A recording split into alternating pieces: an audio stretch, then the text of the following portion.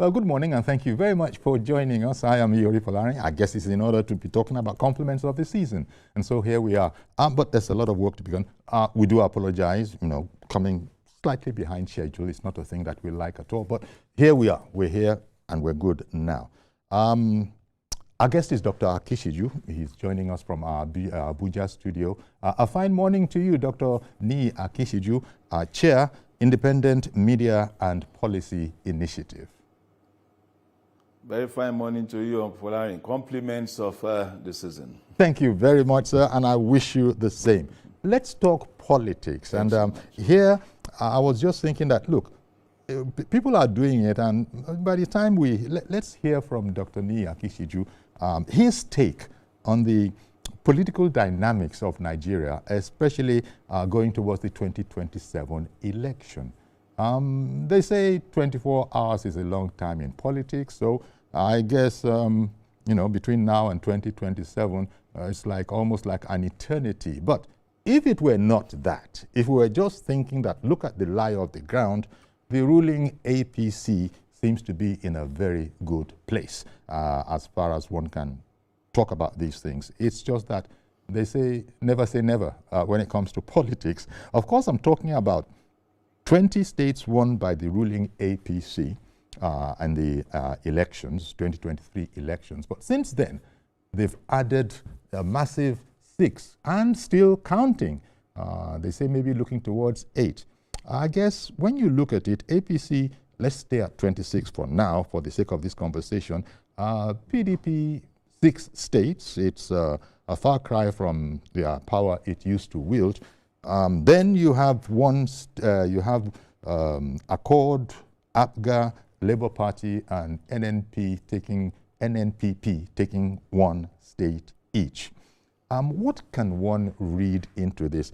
Is it simplistic to say that, because I have heard it said, in fact, the chairman of APC has said that it's in a virtually unassailable position. But Dr. Akishiju, as you study these kind of events, what can these figures sort of suggest about the political dynamics in our country moving towards 2027 elections? Thank you so very much. Describing the essentials of the political environment as it is in Nigeria is it's novel because for the first time we are seeing this kind of trajectory in the political space. Yes, we've had a party that dominated the political space, and that's talking about the PDP in 2003. After the 2003 election, PDP's controlled close to 27, 28 states, if I've not forgotten. Mm-hmm. But 8 of those states were contested for. And post-2003, a number of states were taken away from them through the judicial processes. So much that we can now say that the difference between the domination model of the political parties in 2003 and 2023, incidentally, 20 years after, it's quite different.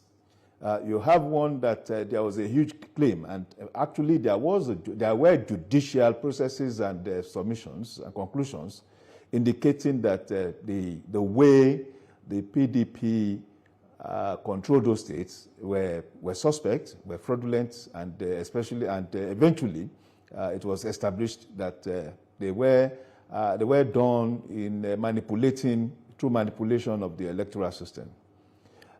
Then, of course, we now have 20 years after, we have a situation where the PDP had 12 states, and within a span of 2.5 years thereabouts, 6 of them, had moved from voluntarily, from the PDP, which is supposed to be the main opposition party, the second largest party, had moved, to the APC.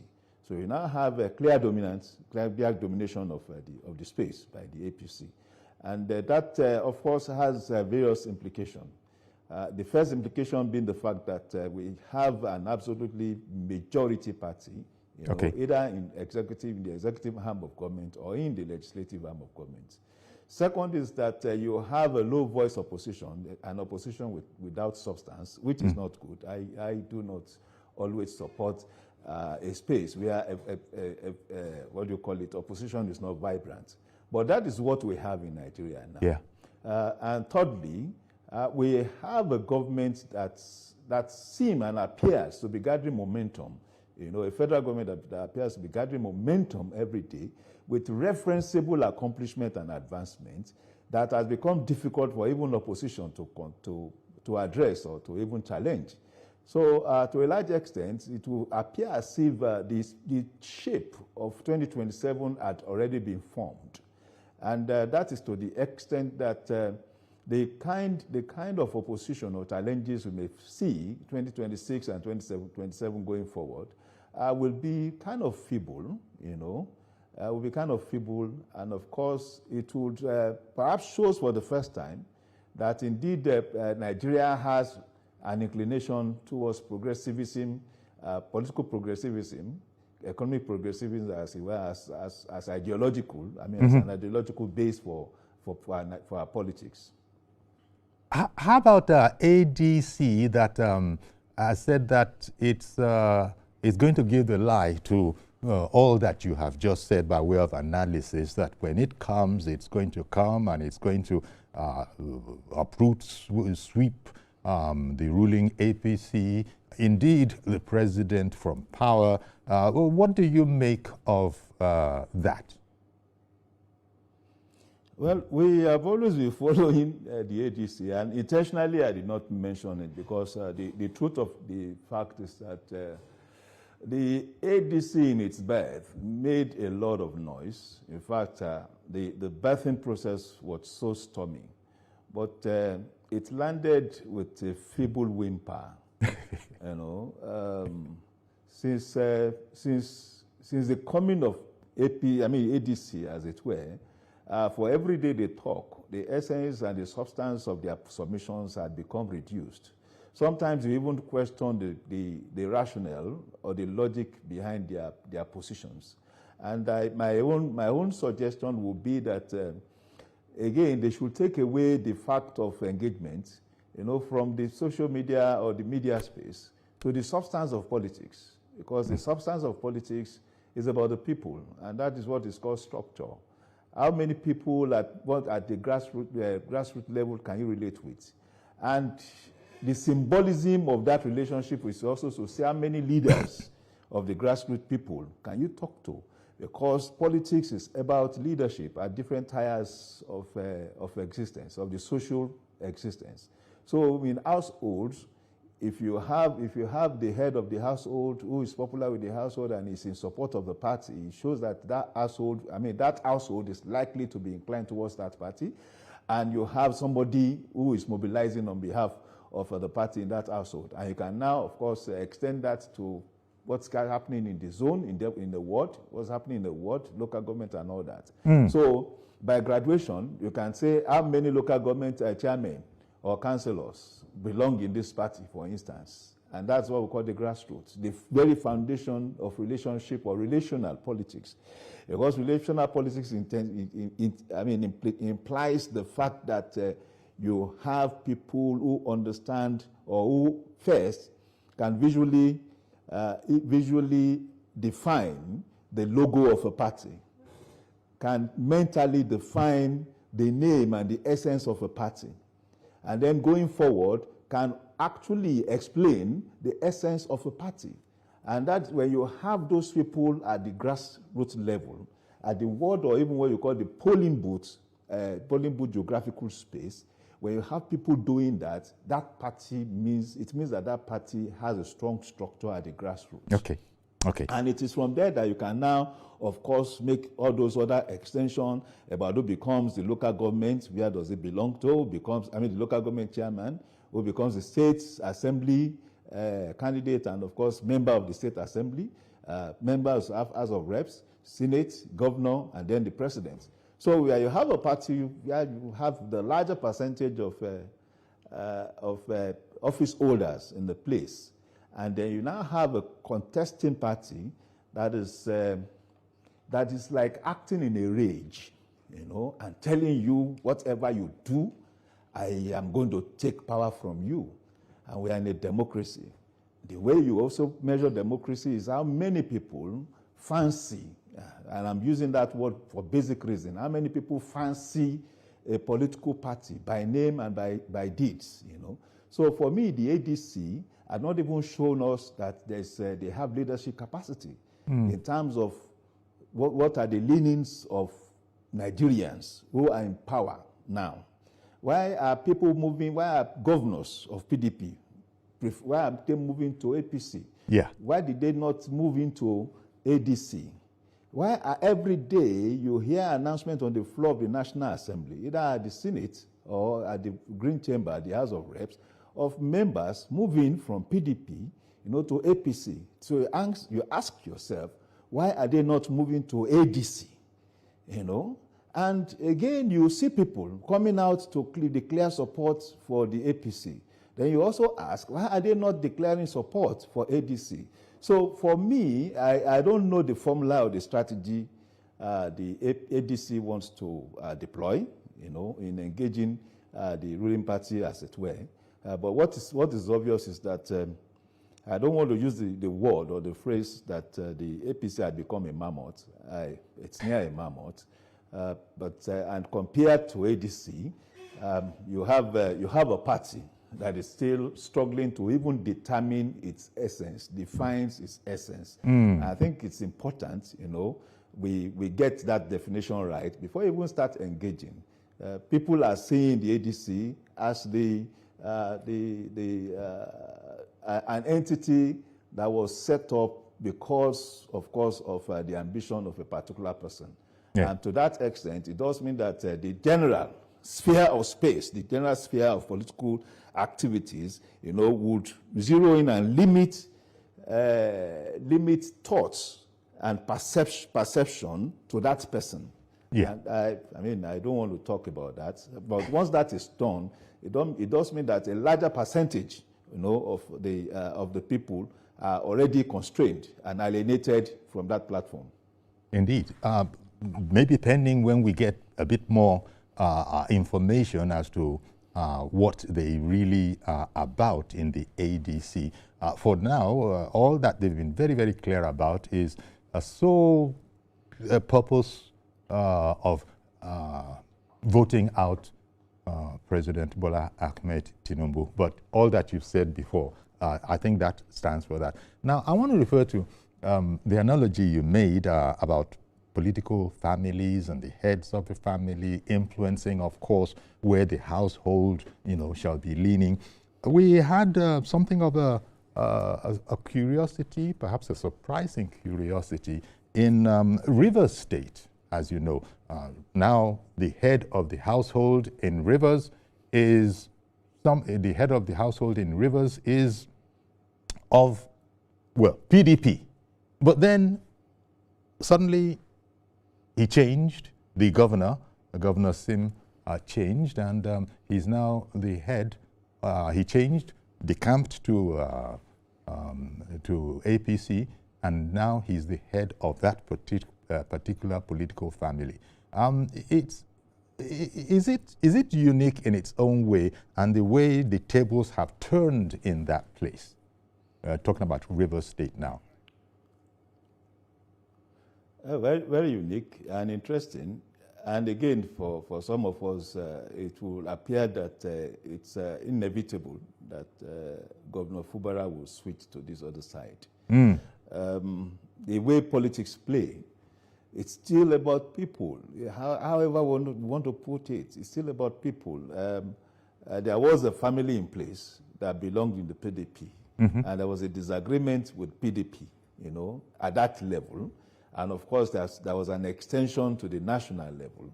And of course, there were power plays, dynamics of different forms of engagement at the national level, at the state level through to the national level.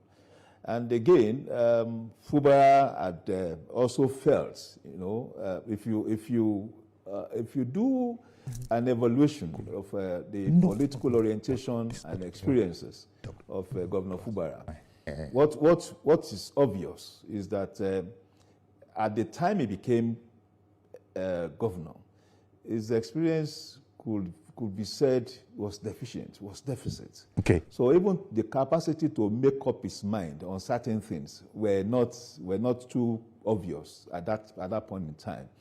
But I think he learned on the job. And by learning on the job, it will mean that he became practical and more pragmatic, because politics is not just about emotions. You must look at the substantive issues in the environment and, of course, determine which one you will need to employ to create the way forward for you. The reality is that the PDP in the state, in Rivers State, had become lame duck. And it will be dangerous for the governor to still remain in the PDP. Wherefore, the majority of the House of Assembly members, including the leadership, are declared for the APC. And again, we are talking of different political heads in their local governments, in their constituencies, and all that. And you also have a PDP that had also become a lame duck at the national level. Because the danger for people, for people who wanted to contest on the platform of the PDP, is actually the legality, of that platform itself. So many issues had come to play that will now, of course, that would inform a decision to either stay back or to move. And for him, the practical decision, the practical option is to move. Because beyond all those squabblings that we have, everybody is aware of, between him and his godfather, beyond those squabblings, the truth of the matter is still about the platform of the party he wished to belong to. So if he stays in PDP, even if he aspires and he gets the ticket of the PDP, is he sure that ticket can be validated? Is he sure that ticket can be sustained? Going forward. Those are issues you will also look at. Yeah. And there is also now a federal government in place that is being managed by a party that seems to understand the essentials and understand the ways Nigerians, want things done. We have come from, the federal government had come from a situation of reforming the economy, and of course had passed through a hailstorm in the immediate post-economic reformation deployments. And then we are now seeing, and everybody can now start to give evidence and testimony to the fact that things are changing. So therefore, whereupon the ADC are saying that the impact, that immediate impact of the economic reforms in 2024, that skyrocketed the inflation rates, added to unemployment and all that, will be the basis of their engagement, whereupon their own focus is that Nigerians will rise against the government. But now we are also now seeing a reversal of that painful period, where inflation rate is actually declining fast, and we are seeing indications of increased employment. So now, the reality is that you now have this party and this government becoming more popular. So if you have the options of moving, where would you want to move to? Especially, obviously, I think it's the APC that provides the functional, and favorable option. In that place, when Governor Sim Fubara, when he announced that he was moving to APC, the ruling APC at the federal level, and as you've just said, the whole National Assembly of that place, they are already APC anyhow. The reports say that they burst into the very familiar song, "On Your Mandate, We Shall Stand." Now this leads me to ask you, Dr. Akishiju, what is moving these politicians that are changing houses? It would be lovely if we could say, it's ideological. People have ideological differences. And people have said, Nigeria doesn't know the meaning of the word. What do you think? I really think Nigerians know the meaning of the word, especially if we track back to our history. 59, 60 election. Okay. You know, Okay. through to even the 63 election. Okay. You know, Going to the First Republic. Yes, at First Republic. The parties, the major parties at that time were principally ideological party or ethnic-oriented parties. Okay. It's still ideology. Okay. Then you can evolve and track it to 1979, and you saw a clear, pillars of ideology in place. Either you are looking at the NPP, the UPN, or the MPN, or even the PRP. People's Party, the and PRP. of course the PRP. So if you do an evaluation of those parties, it was clear where Nigeria linked to. PRP was led by an advocate of the people at that time. And it was very popular amongst the people, especially in the core north, the core northwest, Kano, that had been broken down into a number of states. And of course, you also have the NPP, which carries the aspiration of the mercantilist, capitalist-oriented Southeast. I now have the UPN, which carried the welfare orientation, that was captured as progressive or progressivism at that time. And those three foundations had led to people's understanding of the dimensions of the political parties, ideological, the dimensions of the Nigerian political parties.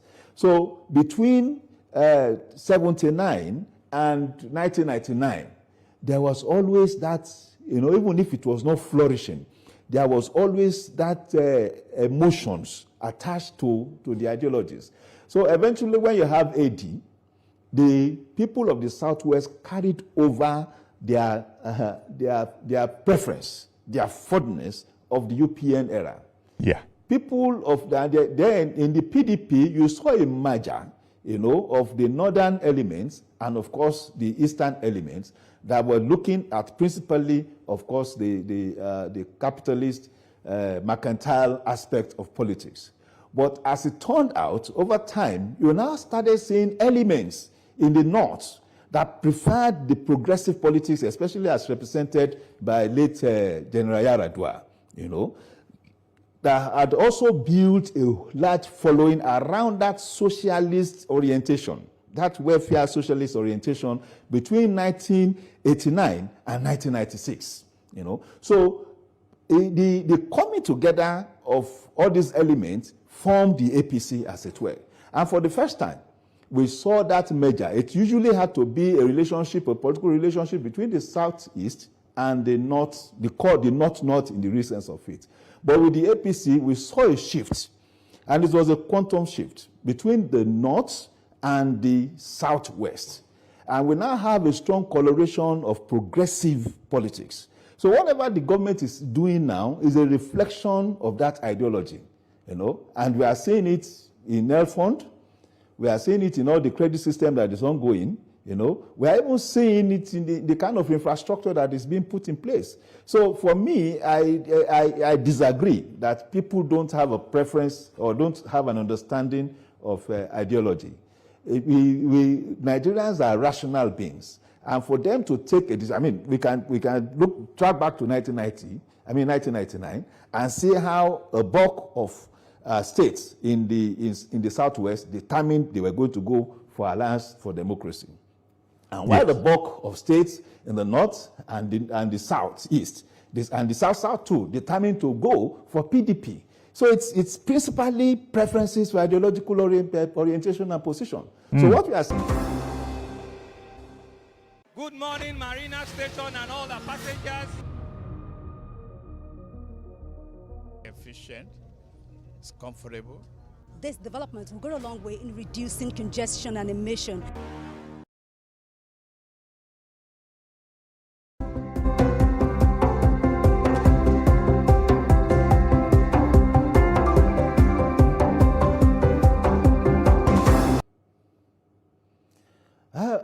It does matter, sincerely.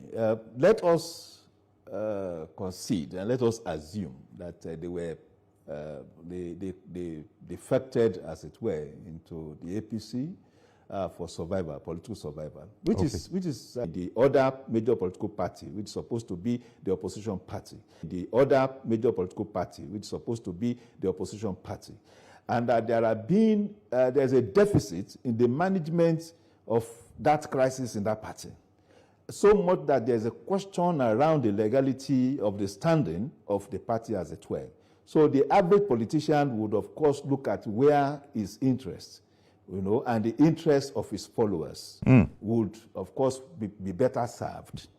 But in doing that, it is also an acceptance of subscribing to what the party he prefers is offering. What are the programs of that party?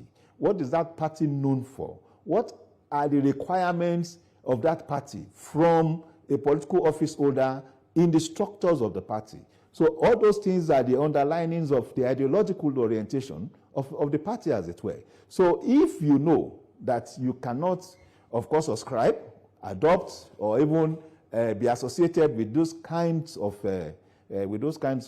requirements, you are likely not to move to that party. We have seen one governor moved from PDP to Accord Party. Again, yes, because perhaps he feels that he'll be able to express and, of course, crystallize whatever he has in mind on the ideological position of the Accord platform, as it were. So these people that had moved from PDP into APC is clearly because, yes, there is a contagion effect ongoing in the PDP, which is correct, which is okay. But in adopting the APC, it is also a clear embrace of the things APC represents, and that it is also a guarantee of the fact that they are likely to be sustained in the political office they belong to, because the ideology the APC represents has been embraced by a larger percentage of the Nigerian people, as it were. And people have talked about an apprehension, a fear, perhaps that the country is moving towards a one-party state, and this has constantly been debunked, that there is no such thing. I look at parties with one, state. Take the NMPP. The NMPP is not necessarily at variance with APC. There was even talk at one time that might there possibly be a merger. Then you look at APGA, where APGA, it stands on its own and has always been. But you notice that NMPP, APGA, perhaps even Accord. For now, I'm taking out Labour Party because I don't understand too much about it. But, when you look at those people, they're not necessarily at odds with APC. You find that their leaderships, those single-party states, have been talking well of APC. Problem started 2 years ago with that Asiwaju Bola Ahmed Tinubu. I can't speak for him. I don't eat anything from this government. But the truth is that the reforms are showing that the economy of Nigeria is on the right footing. Where we have hope for our children in the next generation. So I am thinking that we should be able to speak jointly as Nigerians to the fact that we want to, and making it happen, we rally around the person. That is what I am out for in this space. But the politicians, the opposition, they are ready to create violence. Uncle Yori, APC should know that. They want violence. They want to prepare that Nigerians are angry. Nigerians don't want election. Nigerians don't want this. They are riding on such things. Yeah. So APC needs to build itself on the grounds of communication, to douse the tension, to the grounds of the people. Nigeria is ready to grow. We know there are challenges, but we will overcome everything that grows. This pain of that growth.